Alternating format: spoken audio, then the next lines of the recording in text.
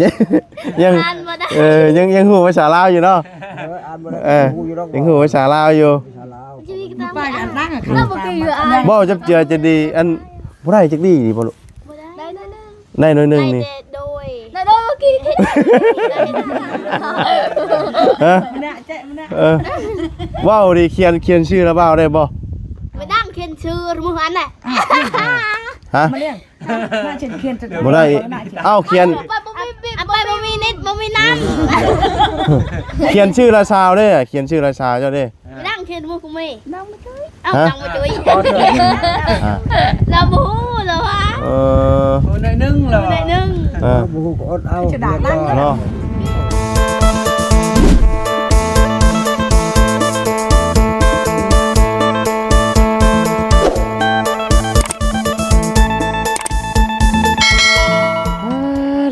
เอาพี่น้องกันเนาะตอนค่อยคำลงแรงเป็นจังไดบาทนี่ฮะนี่ก็บุญบาทป่าไผนั่นแตงกิ้งโทรหาเพิ่นอยู่ไสนี่สว่างชื่อพันมื้อนะว่าสิกลับมาเราไปยังสวรรค์เราไปกินกุจีนเด้โอ้คือว่าแล้วเรามีเชื้อชาติจีนได้เนาะบ่เราเป็นเชื้อสายเวียดเชื้อใ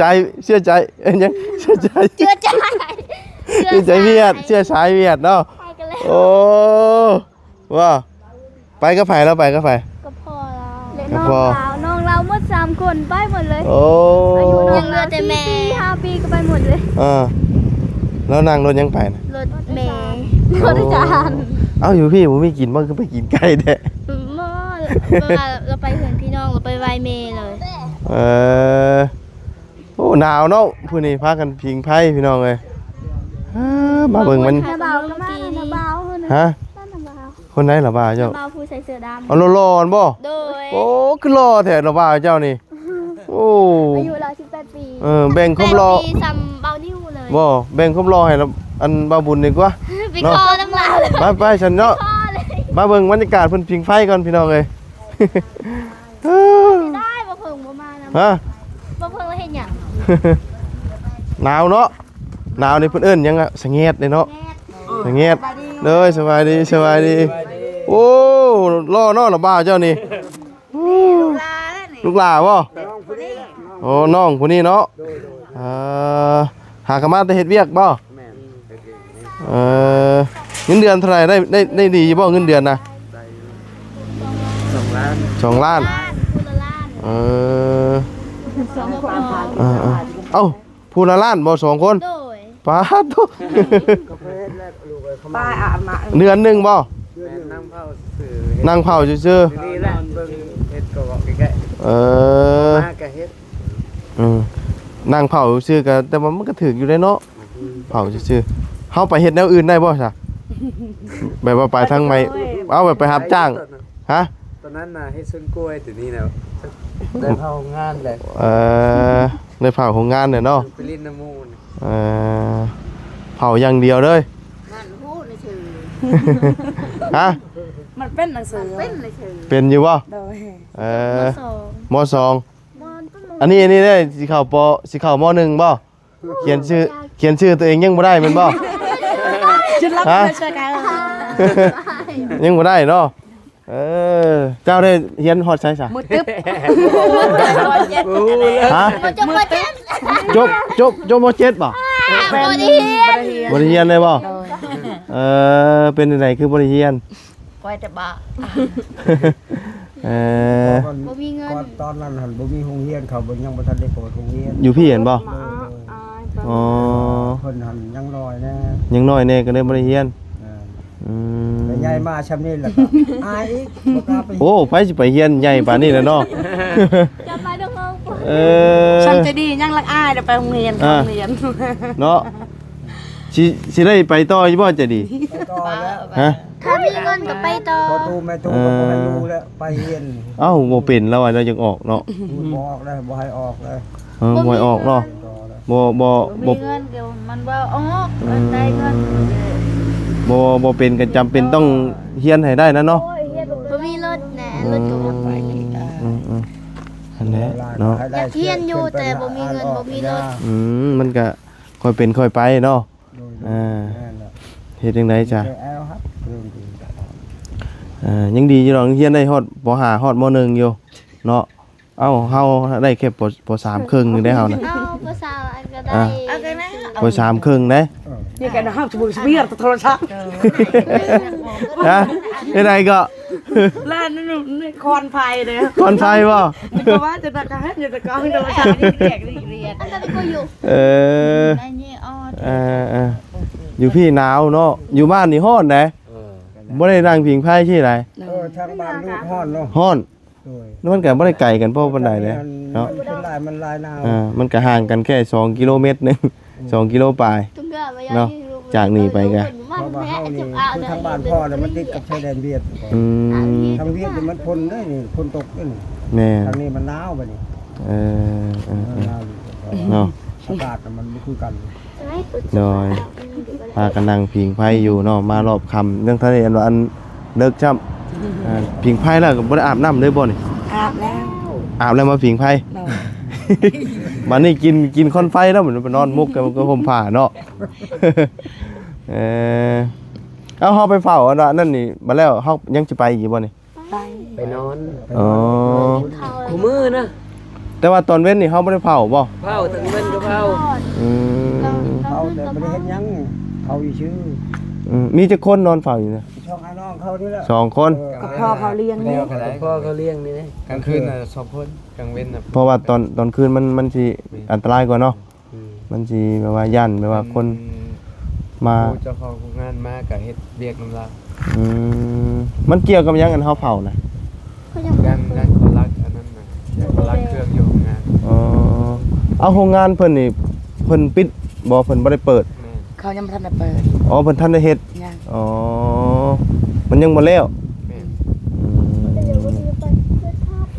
ถ้ามันแล้วนะเนาะ น้อย จังว่าได้บ่ได้เผา เดี๋ยวตาเลยยังยำเดี๋ยวเป็นปลา น้อย เดี๋ยวจะต้องข้าวแล้วก็ เดือนค่ะ เอ เดือน อ แล้วค่ะ น้อย ไปเตอะบุ้ย น่าไปเองล่ะ เขากล้องได้ที่ไหนให้ดอกเขากล้องอะไรนะเขากล้ เอ อง เชียร์อย่างเดียวเนาะมันมืดเนาะ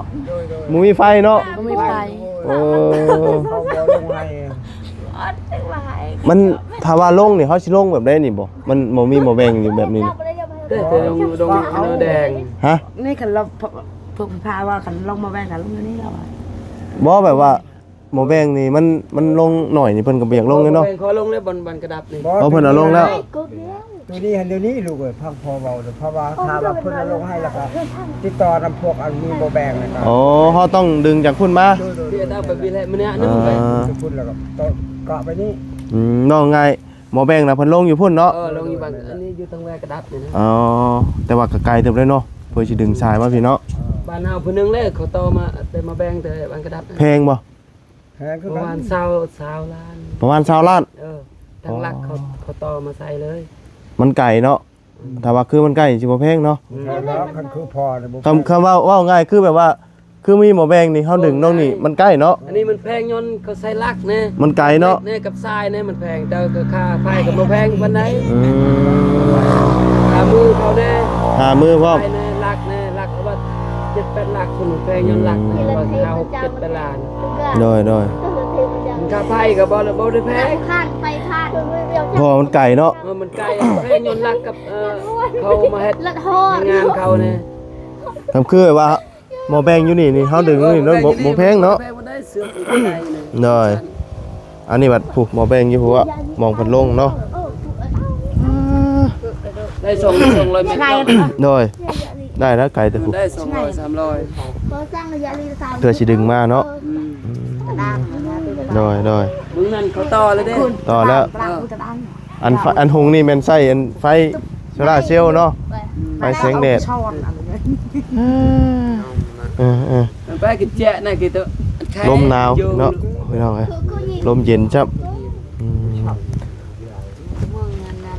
อันนี้เฮาใต้นี่มันกุ้มหมดคืนอยู่บ่นี่นะกุ้มบ่ มันคืนโยคันมือแดดนะมือบ่ได้แดดแล้ว คำยามฝนนี่แม่นบ่มีใช้เด้เนาะ มีแล้วผมมี มันบ่เพียงพอเด้ โดยแน่นงามมีแล้วล่ะ มันแบบว่ามันบ่มีแดดอะมันแล้วแล้วแหละยามน่ะเนาะ เจอมันนั้น Ai mà đi em ได้ไหน เจอเนาะ เนาะถือว่า Hài kho xin นั่งพิงไพ่เนาะยามค่ำยามแรงเนาะลมพัดวีวีหนาวเฮาไปเฝ้าจังม่วงจ้ะเฮาไปเฝ้า จะไหนกินข้าว พากินข้าวก่อนบ่ ข้าวแม่ อ๋อกินข้าวกินหยังก่อนจังไปเนาะ นี่ลูกลาแล้ว ลูกหลานเนาะ น้องผู้นี้แล้วน้องกองมีแล้ว ยังทันได้มีเมีย ไปเรียนมื้อนี้ไปเรียนวัน ทันได้ เขา มี ให้เงินมาล่ะชื่อชงชื่อเชื้อ บ่ แปลงรถ คือลมแห้งแท้เนาะแห้งแท้แห้งมาหนาวเนาะ อยู่เวียนแห้งหน้า บ่ เอามาแต่เวียนกิน อ๋อจีนเนาะ เยอะปะพาหมู่อันน้ำต้ม พากันเฮ็ดหยังจะกินข้าวแรงมื้อนี้ฮะ จุดจี สิเฮ็ดหยังกินบัดนี้ลูกมีเนาะมันจะมีได้พี่น้องในช่วงนี้ จะมีเนาะมาให้เพิ่นกันนะกินต้มมีอ่ะนะกินต้มมีกับข้าวเนาะแซ่บเลยต้มมีกับข้าวกันนะ หากเมื่อกี้นี่กินข้าวเว้นแล้วก็ต้มมีลูกไม้ เลยอยู่กันหลายคนเนาะนอนนำกันนี่1 2 3 4 5 6แม่นบ่6บ่ฮะ บ่นอนกัน1 2 3 4 5เนาะนอนกันแม่นว่าเลี้ยงกันนอนนี้เนาะ เลี้ยงกับไปนอนอยู่บางทีก็นอนอยู่บ้านนอนพนนี้ นอนโรงงาน สองคนเข้ากับยานนี่ เขาชอบคนไปนอนบ่าวพนนี้ เป็น4 คน 4 คนไปนอนพุ่นน่ะเนาะ ร้านซองแล้ว น ก็ อนเรือนเนี่ยมีแต่ช่องเท่าเฮานี่แหละนอนเรือน มี กองนี้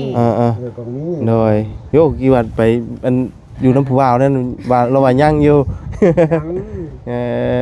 บ่มีนะโอ้ยบ่เคยไปใส่นะ ยังบ่ โอ้ยบ่เค มือย ไป มือ ใส่เลย มือได้เราสิอันเปิดตัวผู้ว่าวนี่ มือแต่เปิดแฟตละบาทนี่เนาะไฟแยงตาแล้วบาทนี่ เนาะหน่อย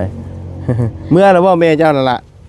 เมื่อแล้ว ดัง เมื่อเรียบร้อยเนาะ แล้วเขาบ่เงินเขาเอง บ่อันนี้แล้วเขามาเชียร์หญ้านะเขามาปลูกมัน หน่อย มีเวลาแล้วเขามาเฮ็ด เนาะเราก็บ่ถือกันสิตลอดบ่ โอ้ยแบบนั้นแหละคนละนั้น แต่ว่าถึงอาคาดบ้านมากหันบ่มีแต่ว่าโอ้ยมือมันอารมณ์บ่ดีแล้วเที่ยงกันอยู่คู่มือไปแล้วล่ะก็ถูกต้องอีกสมมุติว่าพิษเช้านี่ตอนแรกถูกต้อง โอ้ พิษตอนแรกตอนเช้าถูกต้องสิว่าได้ไดลูกคนแบบนั้นแหละมีปัญหาหยังดอกบ่มีเรื่อง เล ราวย พิษบ่พอฮอดอันว่าชั่วโมงติ บ่ฮอดชั่วโมง ในก็ดี เที่ยงกันซื่อ ในก็ดีกันซะโอ้ย จะได้กะ จนเมื่อยนำประตูก็จนเมื่อย จนขี้ข้านเว้าเลยนะเนาะ ขี้คร้านยังบ่มีแต่เบิ่งซื่อ ขี้ข้านกันเนาะมันให้กันเด้อ มั มัน นก็พากันเมื่อยแล้วก็เมื่อยนำกัน คำว่าให้กันมาอีกได้เนาะ ก็นั่นแหละ เอาเงินกันแต่ว่าแล้วได้เขาแล้วเรื่องของเขาเองเขาเดี๋ยวทางชาติได้ลูกหลานแล้ว โดย เขาว่าบ่ได้แล้วเขาใหญ่แล้ว แม่นเนาะได้เลี้ยงลูกหลานเอาเลยเนาะ โดยนั่นแหละนี่จะบอกสอนลูกหลานนี่แหละจะได้ดี โดย ให้ไปหาเรียน โดย บ่ให้อยู่ลูกหลาน เนี่ยเนาะ เอาหน่อยเจิงไป บ่เว้าหลานก็ให้จบ โดยขอบใจตู้โอ้ยพุทธ Lo tiền เตียงบ่นี่น่ะ Lo tiền โอ้ Lo tiền เอาภาษาทางเจ้าเอิ้นได้ไหนก่อน Ơi cái trơn กระเจิง Lo mà tiền อันนี้คืออันนี้ Tao โอ้ตังนี่เอิ้นกระเจิงเนาะโอ้กระเจิงนี่กระเจิงบ่ได้เฮาก็มาพี่หึงอยู่ได้ถักแต่ว่ามันก็บ่จื้อได้ถามหลายอย่างอยู่แต่มันบ่จื้อเนาะมันบ่ตะกู้นี่นั่งเลยเนาะ ก็ยึ่งบ่ลุกขึ้นนี่ ยืนลุก ลุกเนาะ ยืนละยืน ยืนเนาะ ลุกขึ้น อ๋อจื้ออยู่ตัวนี้น่ะมันง่ายแน่ ลูกแล้วก็ยั่วเหรอ ลุกนี่ก็ย้วนอ๋อ ยัวยัว กินข้าวก็จักอยู่เนาะกินข้าวก็กินน้ำได้อยู่จะโดย จานี่ได้อยู่เนาะ มือเด้ ฮะ มือคนมือเด้ มือเพิ่นเอิ้นได้มือ อาไต อัตรี อาไต อัตรี อันละบุ้ยแต่ น่าต้องไปมาแกะตัวแกะเลยจุ๊บ บ่จื้อได้คำมัน ตีนน่ะอายุ บ่จื้อเนาะคำเว้าแบบว่า หูจักแต่กินข้าวเนาะ แม่น น้ำ กินข้าวกินน้ำมันยังง่ายอยู่เด้เป็นคำที่ว่ามันแบบว่าต้องใส่ดิ้นนี่บ่ค่อยอยากเว้าบ่อยากได้มันเลยว่า ต่อไปมันสิได้อยู่หรอกลูก ฮะ ว่าคันต่อไปมันสิได้ จังว่าแล้วก็3-4 ปีนี่ยังบ่ได้อยู่ ไปเฮียน ยากนะ เอ้ยยากอยู่ได ไป เนาะ ไสบอดมันก็ต้องฮู้ เขาบอกนี่เนาะ โดยก็บอกอยู่แต่มันบ่จื้ออะนะเนาะ คอย มัน ชื่อเอา ชื่อชุมเฮาเนี่ยก็หูจักคือกันภาษาลาวแต่บ่ฮู้บ่ฮู้ หายังค่ายอยู่แถวนี้เขตมันติดอันถนนเนาะแต่เขตเขาในพุ่นน่ะบ่ได้จักเลยนะ ตามมา น่าใครมาเจอประชาชน นี่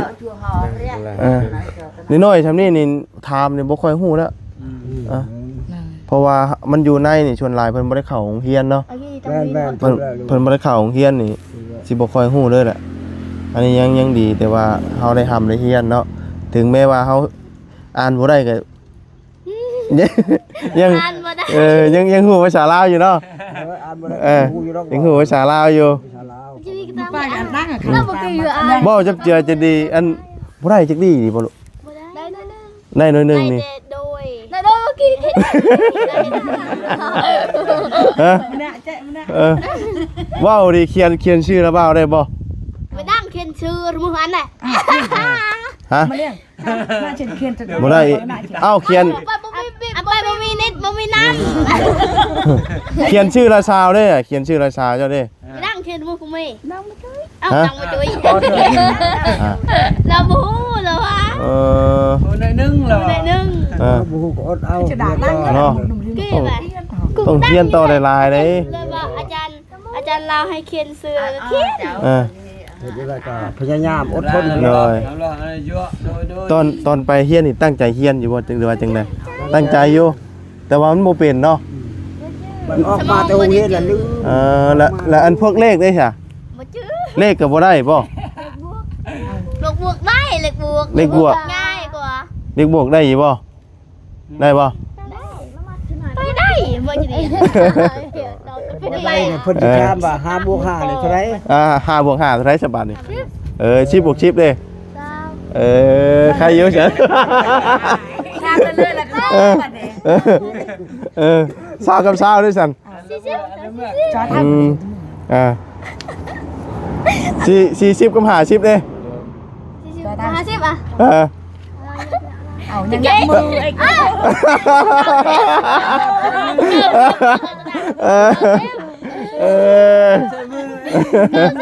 เรากำลังกินถามเลยกำลังกินใช้มือกินนี่ ประกาศขายกันนับมือเขา เวลาไปขายก็นับมือก่อนบ่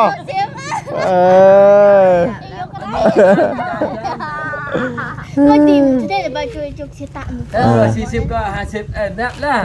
ต้องนับมือใช่บ่ 50อ่ะแสนหนึ่ง90 40บวก50ก็90 ฉันนั่งไป เอาไปเส้น ไล่ใช้แสนหนึงได้บ่ แล้วว่าร้อย โอ้จะไล่ใช้ร้อยเลยบ่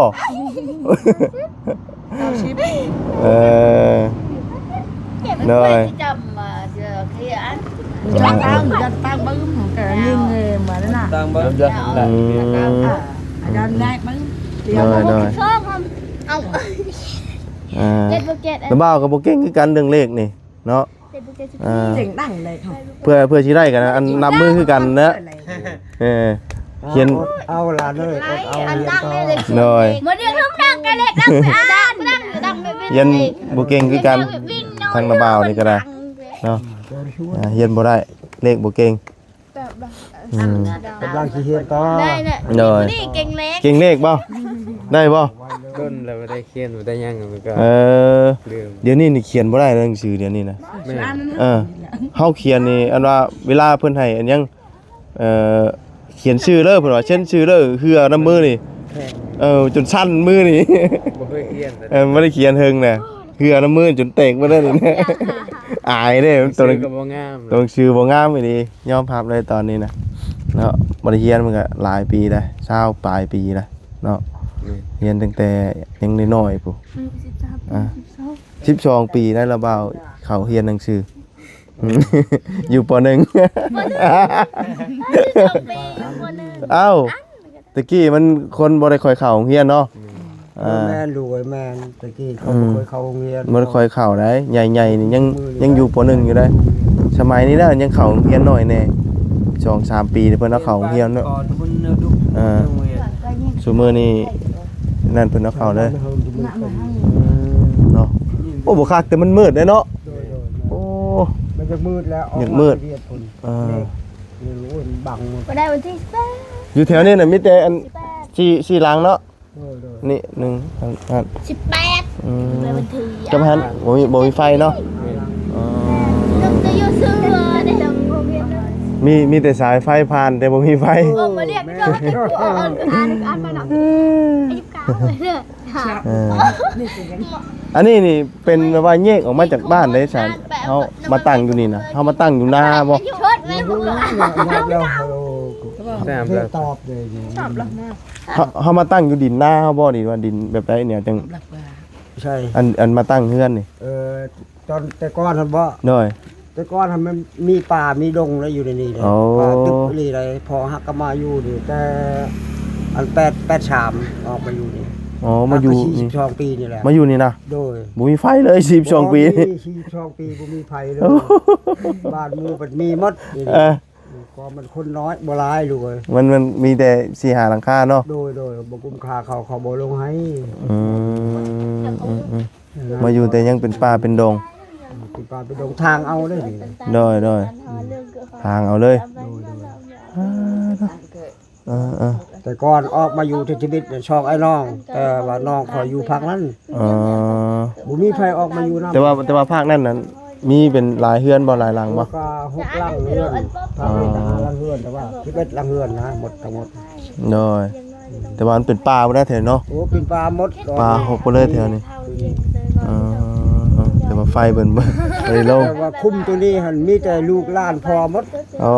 นี่นะ มีแต่แบบว่าอันญาติพี่น้องกันมาเลย โดยมีแต่คนเฮือนเดียวครับ เฮือนเดียวเนาะ แยกออกพากันอยู่ไทยมัน เราตายเยอะเลย มือนี่ชวนไผชวนมัน โอ้ยชิตะจังชิตะอีกโอ้ยไม่กินอยู่ก็ตื่นจะไปหน้าตาแท้ นางพิงไฟบ่มีมันก็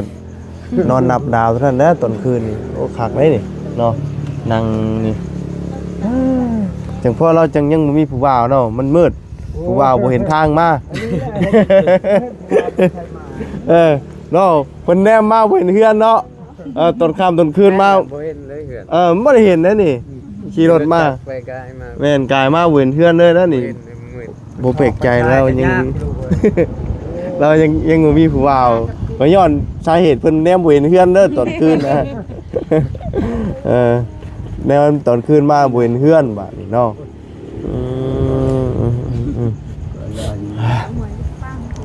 ยามนี่ก็ลมๆแน่เนาะ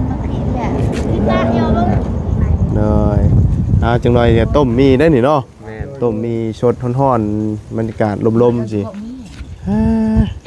หน่อยก็ไปเฝ้าโรงงานดิอันนี้บ่อันเพิ่นสร้างกำลังสร้างนี่บ่ งานผัก งานอยู่นั่นแล้วเพิ่นสร้าง อ๋อ ท่านเปิด อ๋อแล้วแต่เพิ่นทันได้เปิด ลูกชายนี่ เพิ่นเฮ็ดเกี่ยวกับหยังก็โรงงานน่ะ ยังบ่รู้ ยังบ่ฮู้เลย แต่ว่ามันมีเครื่องของจังซี่บ่ มีแต่เล็ก แล้วก็หมูแบงตัวใหญ่ หมูแบงหลายบ่ ใหญ่ที่หมูแบง มันใหญ่อันเดียวบ่ แม่น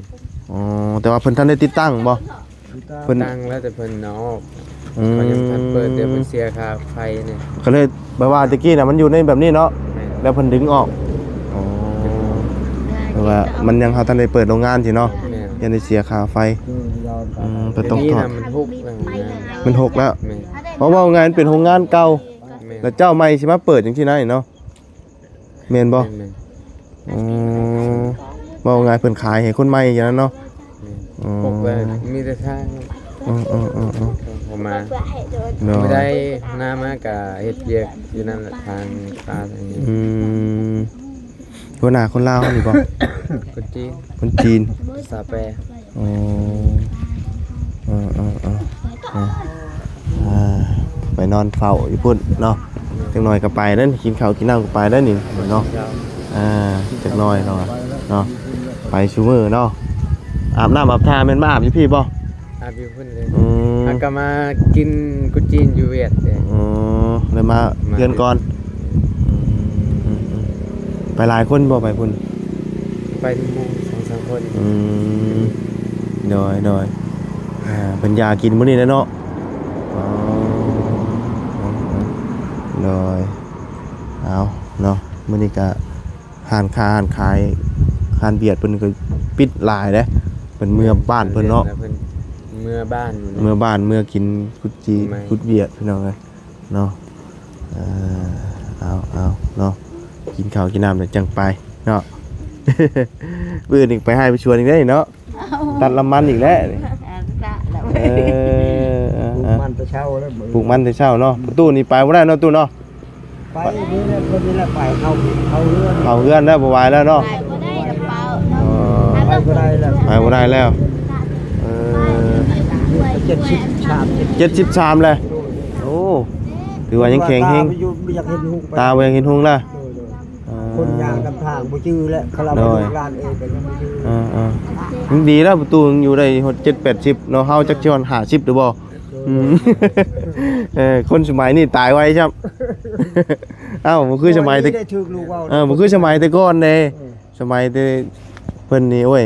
ยืมเด้สมัยเฮานี่50นี่เรือตายแล้วซุมื้อนี้น่ะไปไวคือหยังนี่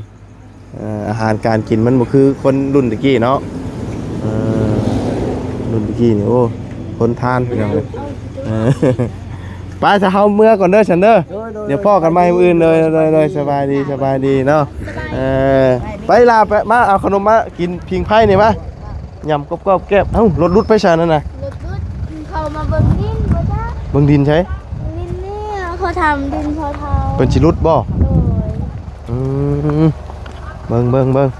เนาะเดี๋ยวอันน่ะบ่าวสิเอาขนมให้ก่อนอ้าวเอาละ ขอบใจ โอเคไปทานกันกินเด้อ โดย ไปบ่าวครับก่อนมีแต่มื้ออื่นพอกันใหม่ โดย บ๊ายบายโอเคเนาะระวังเบิ่งบรรยากาศด้วยเบิ่งบรรยากาศยามค่ำยามแลงพี่น้องเนาะไฟฟ้าบ่มีเนาะเราร่วมกันบ่นัวหูม่วนพี่น้องเนาะไปสำหรับคลิปนี้ลำลาก่อนพบเจอกันใหม่ขอบคุณพี่น้องเด้อ FC เด้อที่ติดตามรับชมไปแล้วพี่น้องสบายดีเนาะ